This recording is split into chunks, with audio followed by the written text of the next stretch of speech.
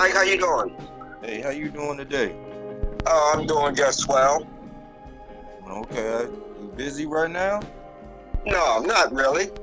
Not doing nothing. Okay. I sent you some things, over the last couple of days. I sent you little bits and pieces of some things I had came across, and I know you and your boxing mind, you got, the things that interest you, but anything on your boxing mind? Well, I did like the video on Stephen Fulton. He seems to be a well-rounded type guy. He makes it difficult for you to dislike him because he seems such a likable guy, and he's really into his sport, and he really doesn't say a lot of bad things about other fighters. He gives them their props, and I'm just looking forward to this fight. I mean, he feels very confident, which he should, and he just seems to be a well-rounded guy. That was really my first opportunity to hear him, talk on a one-on-one back and forth. And I'm very impressed with his attitude and everything. He seems to have a real positive attitude. Yeah, I agree. He's mature. And I think that, and he has a side to where he come off to where, he can relate, people can relate to him, because he's, like, he'll talk his little stuff, but, it's not distasteful, it's in the vein, in the spirit of the sport. So I like that aspect of it as well. Yeah, I like that interview. Pretty good.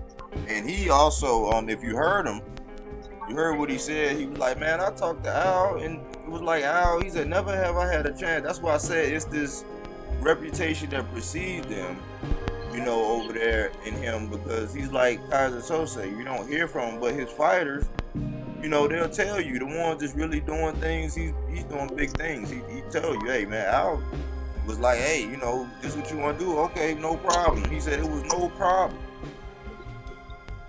So it sounds like that deal is... Al, to me, has always seemed to be the type of promoter that lets his fighters fight.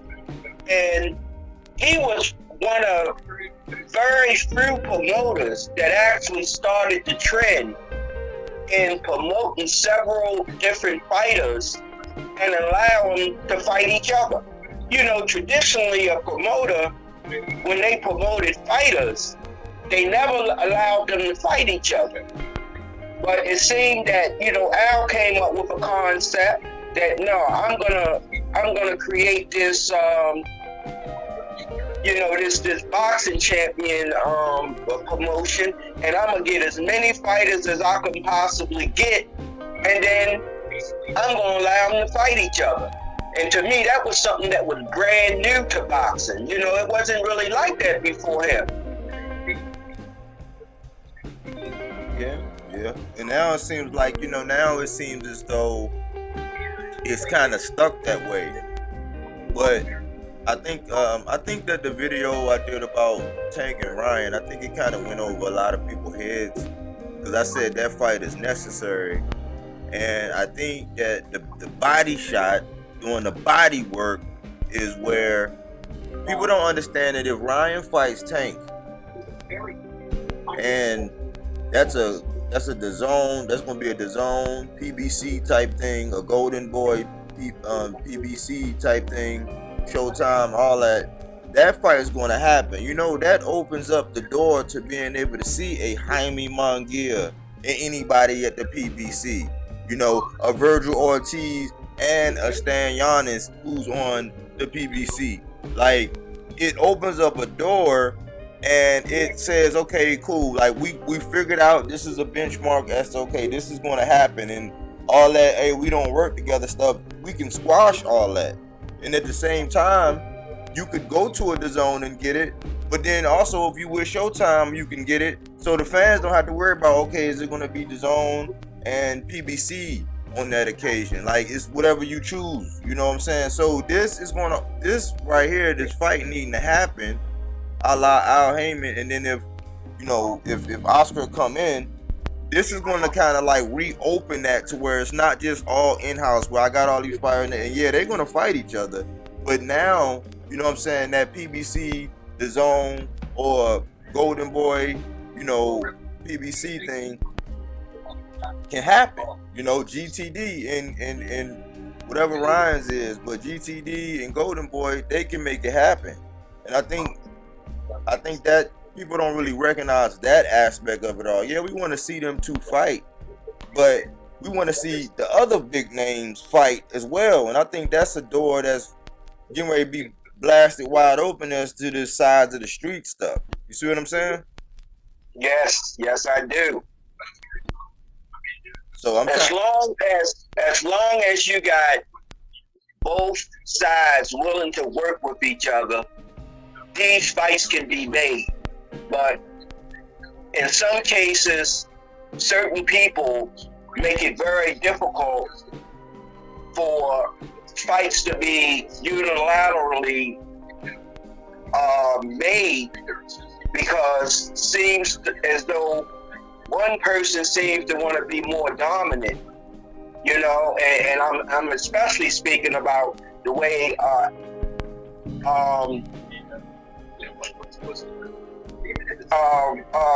what's the Buzzo promoter? The way, Bob Arum. Bob Arum tend to wanted to always have the largest share of the pie. And in many cases, he didn't want to share the pie with anybody. So things were kind of difficult during the Bob Arum moment. You know, it was very hard to get him to kind of, you know, go along. That's what took Pacquiao and Mayweather so long to fight.